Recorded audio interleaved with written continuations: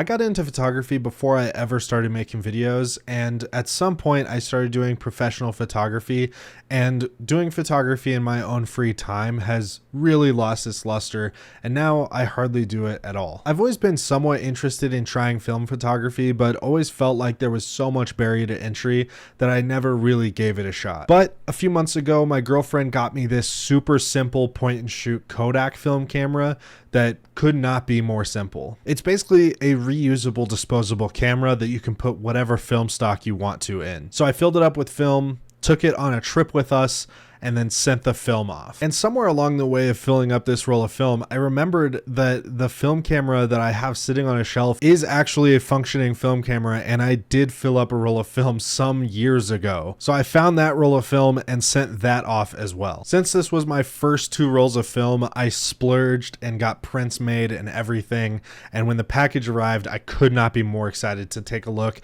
at the first film photos I've ever taken. And also, I didn't really know if my Canon AE1 actually worked or not.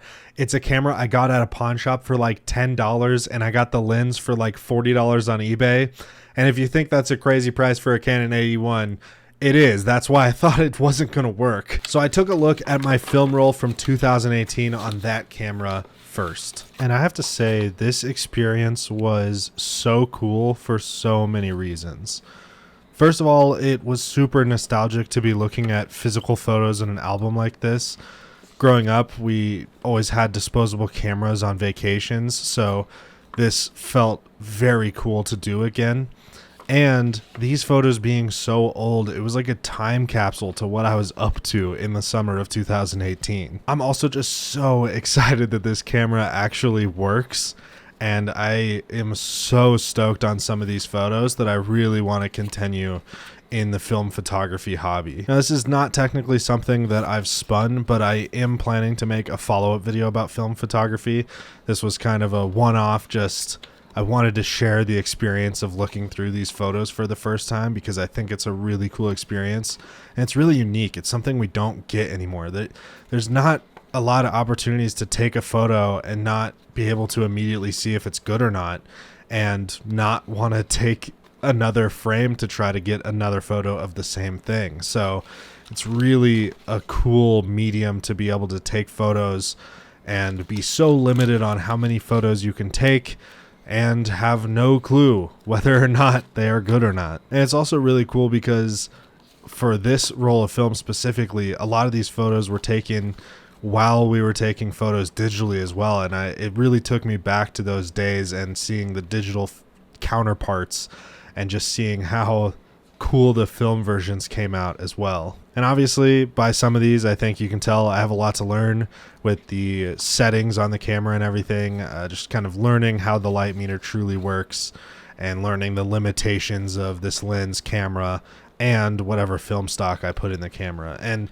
it feels really cool to have so much to learn in photography again. I feel like I've gotten so complacent over the years where I just kind of know that I can fix whatever I mess up in post for the most part with RAW.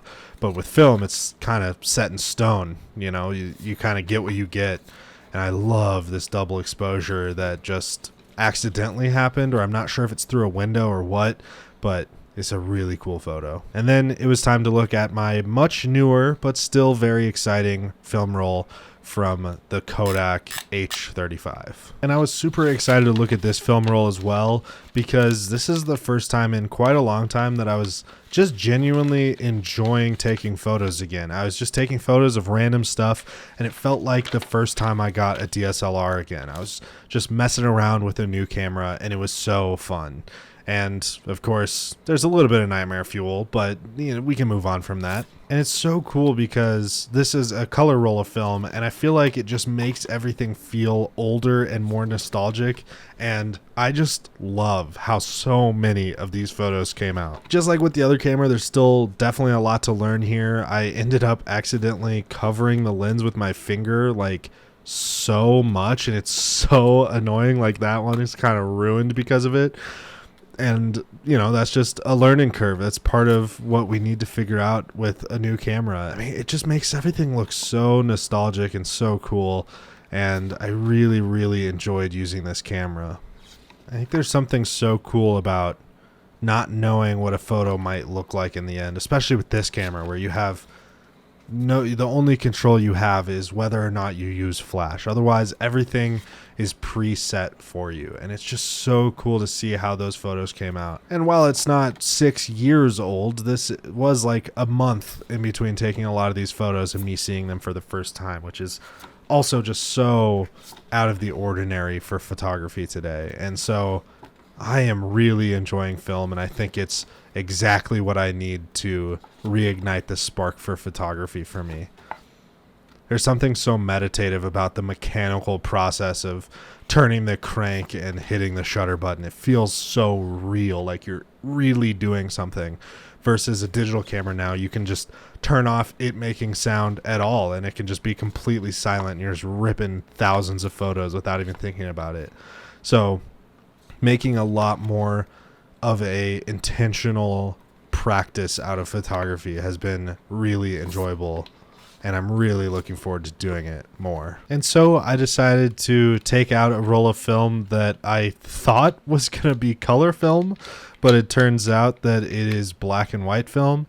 But I took that out and decided to clean up my AE1, and I want to talk a little bit about what my plans are for the future of my film photography journey. So as I mentioned earlier in this video, for the film rolls I looked at in this video, I sent them off to a company called Darkroom, and it was about $70 for 2 rolls of film developed, one of them not cut, and then 2 copies of prints, one for each film roll. And while that's not a huge deal, I think a big part of the meditative practice of doing film photography is developing your own film.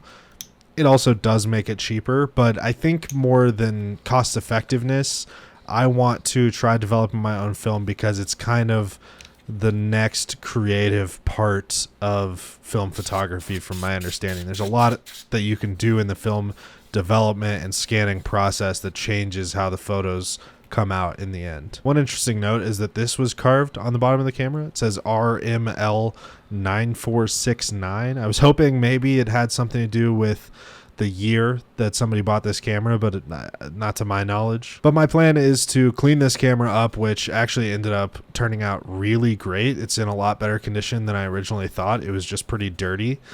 And then I put everything back together and got my film out to put a new roll in this camera, and this roll, once it's full, will be the first roll I try to develop on my own. So the reason I got one of my film rolls uncut from Darkroom is so that I have a roll that's already developed with that I can test and practice getting it into the barrel and everything for development. That's pretty much it for this video. Expect a follow-up here in the next couple months as I explore film photography more and go into trying to develop my own film.